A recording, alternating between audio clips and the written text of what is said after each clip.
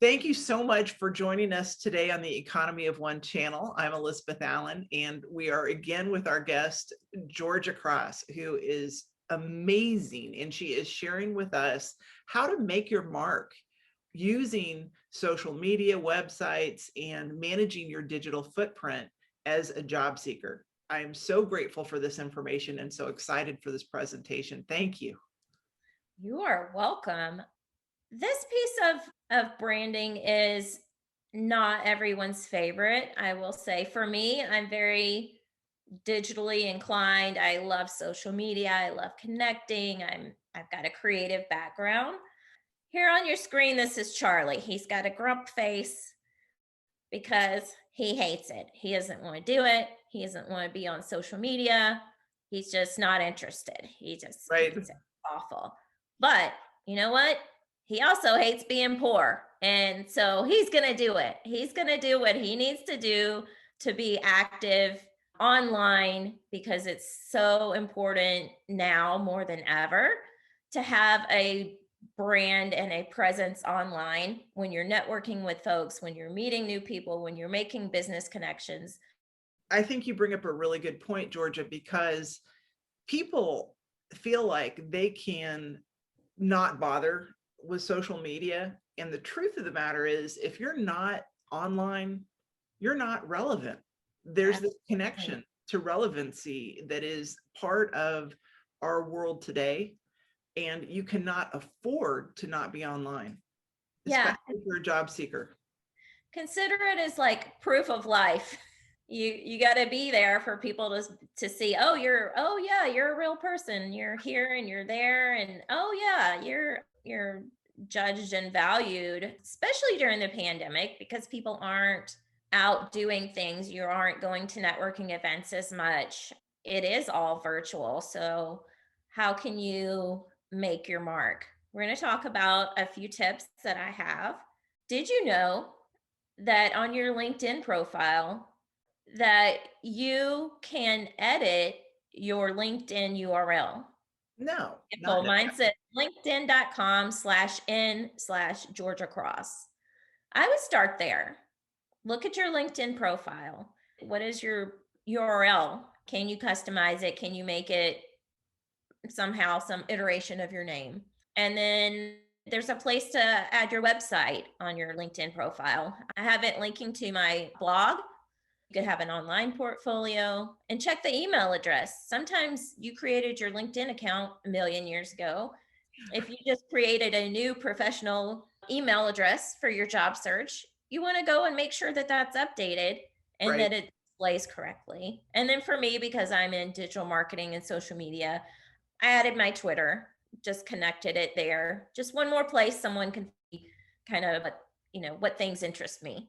In addition to LinkedIn, I also have branded all of my social profiles Mhm. with the same description. I'm using the same photo no matter if I'm on Instagram or Facebook or LinkedIn or Twitter or Clubhouse, it's the newest one. All the profiles, but the same profile description. I put that I'm Nashville, yoga teacher, digital marketing strategist, blogger. And then I use the same little elevator pitch everywhere: social butterfly and connector of people, brands, ideas, and dots. So here's a question, Georgia. You are an example of someone at the highest end of both professional acumen of social knowledge and process for social media. For the average person, what is the bare minimum that they need to have to show some credentials in the area of social media savvy?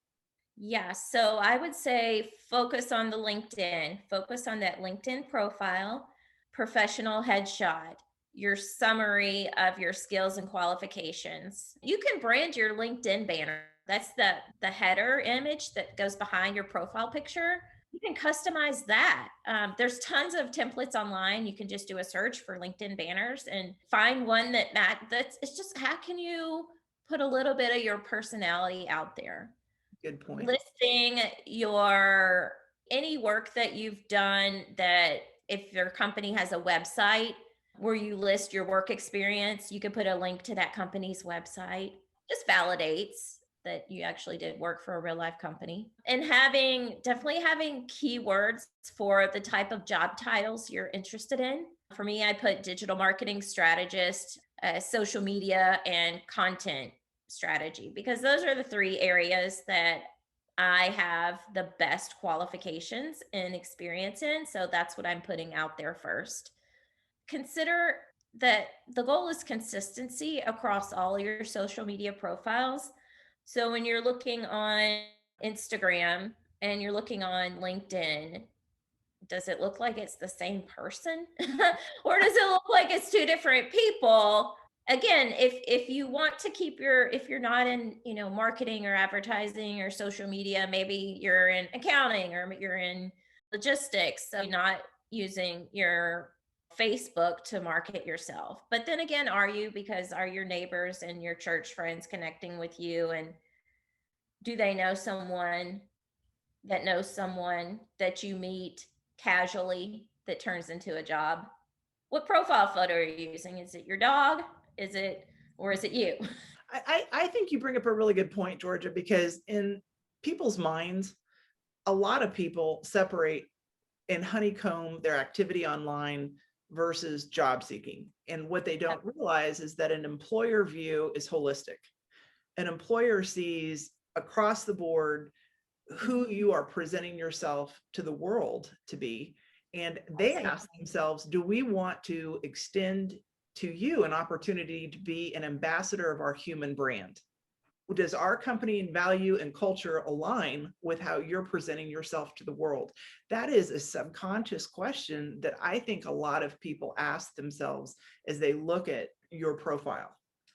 Yep. Do you align with our culture and brand? Well, that is absolutely correct. And one thing that I have started to do is I'm adding more personal content on Mhm. LinkedIn.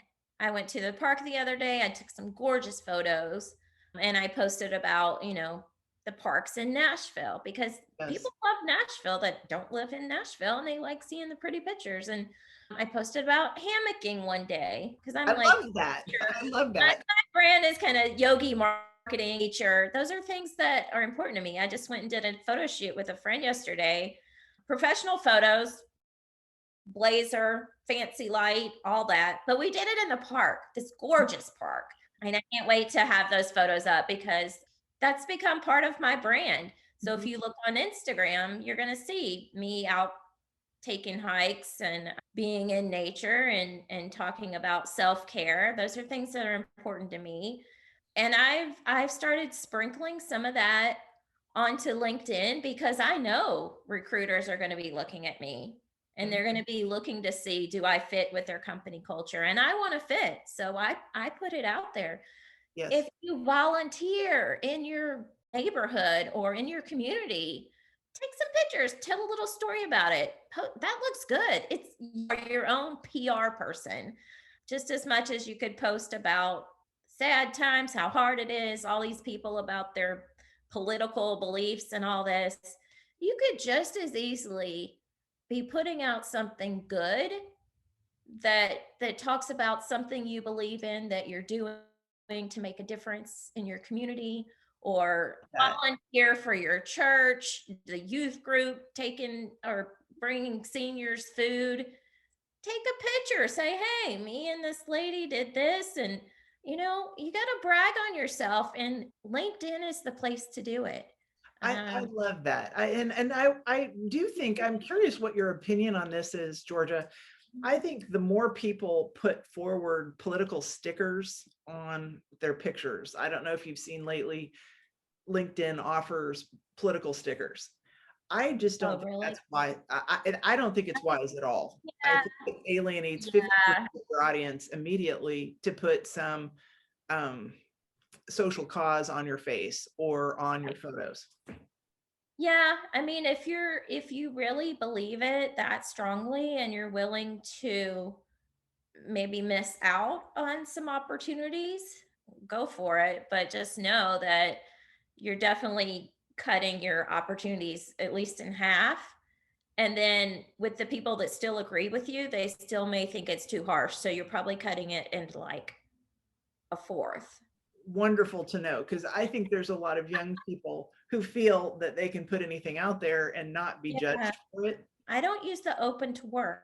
I Good. don't, I had a recruiter that told me, and I list my last job as if I'm still there because a recruiter told me if you look like you're employed, it makes you more desirable. I don't understand it. I don't know why, but for some reason, if you look like you don't have a job, you're considered, I don't know, like you're considered a little I will bit tell you the more. statistic and the data point Okay. behind that.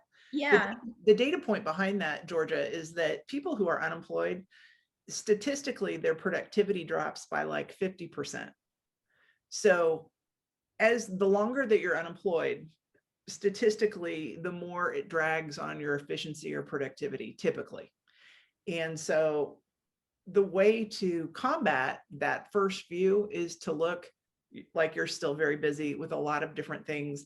And we encourage people to use volunteering as a tool to position their productivity and to have something to talk about.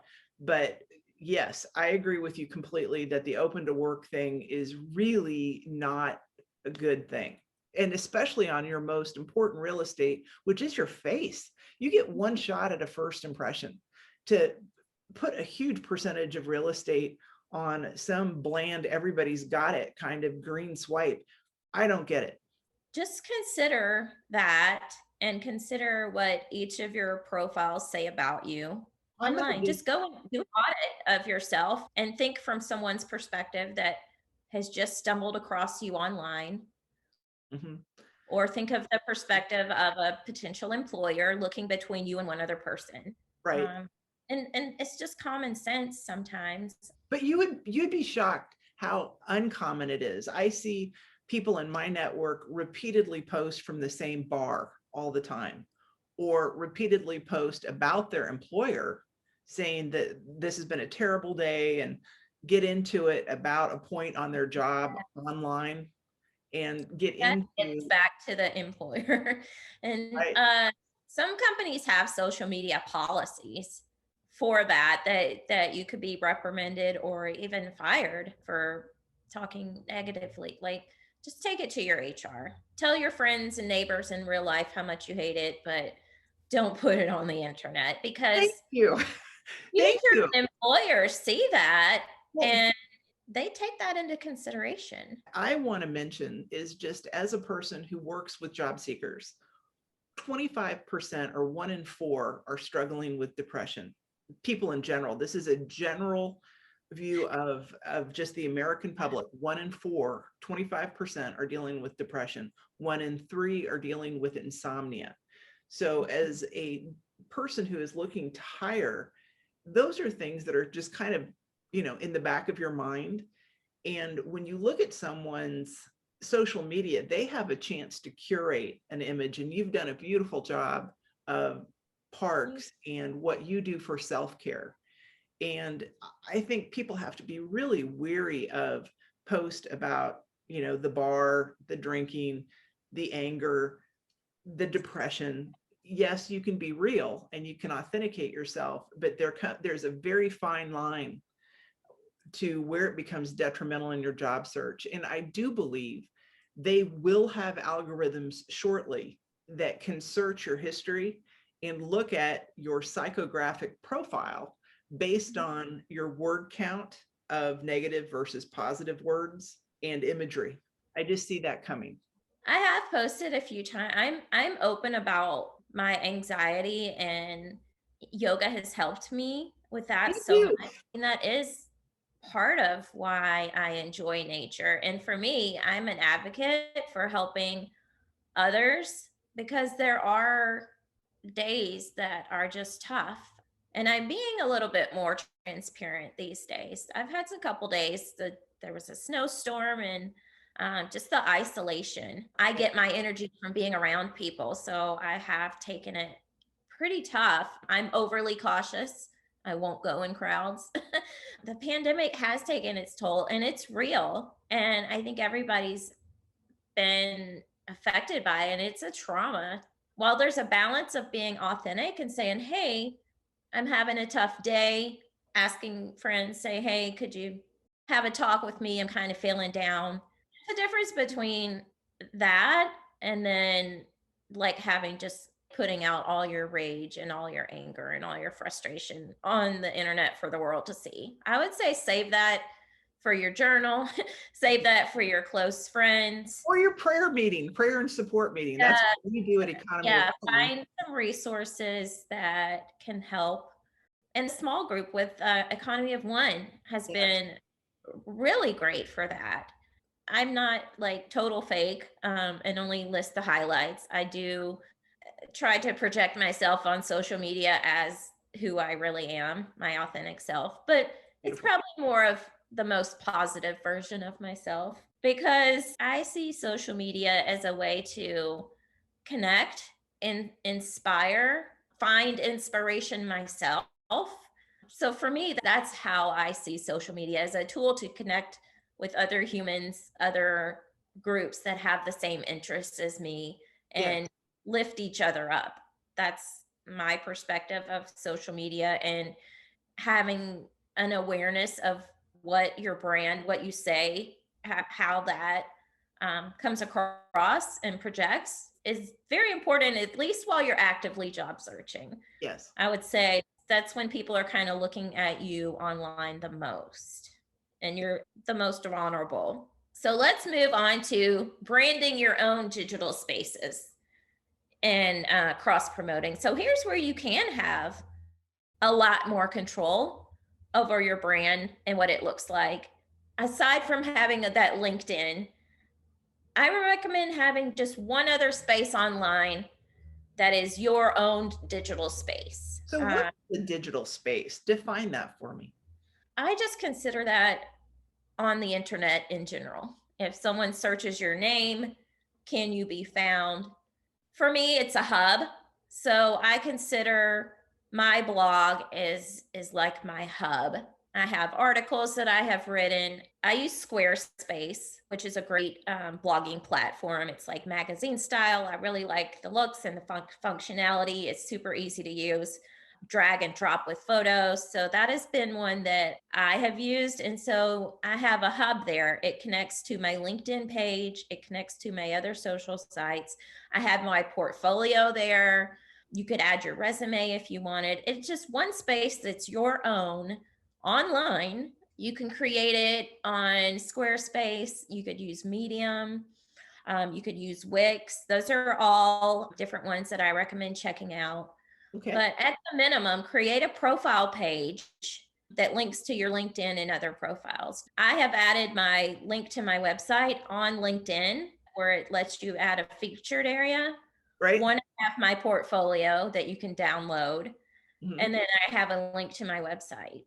So you're starting to build almost this like a spider web of links and connections. And just think about it. The more links and connections you have, linking your LinkedIn to your blog and a social media site to your LinkedIn and your blog to your Facebook, it just creates a web, if you will, to catch those people that are seeking what skills you have. So I'm going to just back away for a second and pretend like I'm just your average Joe job seeker, and how maybe I don't have articles I'm publishing or a blog. What's the bare minimum? If I'm an accountant, what would be the bare minimum if I'm an architect?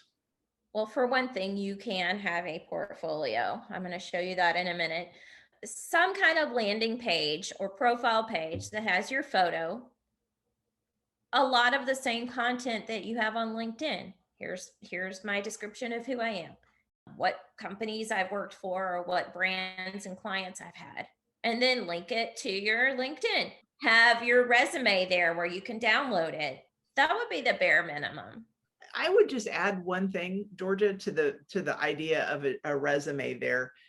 Mm-hmm. The challenge with having a resume out there, unless it's customized, it's a generic resume. So being very confident that whatever you have out there is broad enough to speak to a lot of audiences, where you might be talking to different multiple industries, trying to not throw out just generic resumes. I think you have to really be careful with that, especially if you're an advanced senior type person.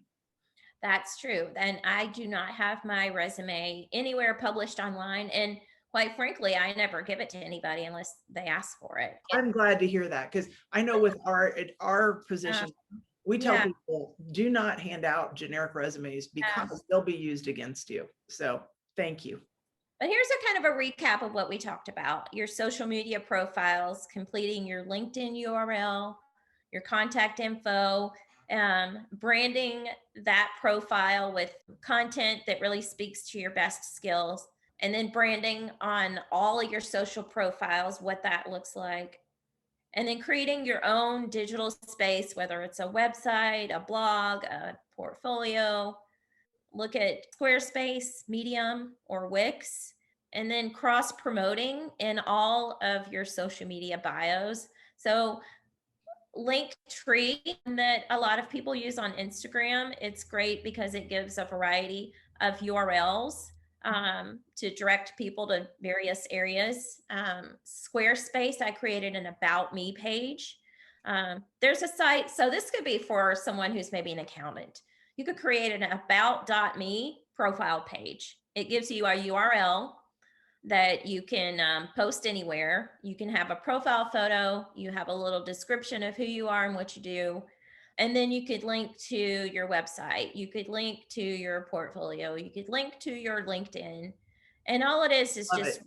little page online that has all of your information that you could send that link to various people. So it's Just like so that it's like a business card for dropping a digital business card. the This internet. sounds like you're just These are just some of the ones that I've used and I recommend, but get out there and search.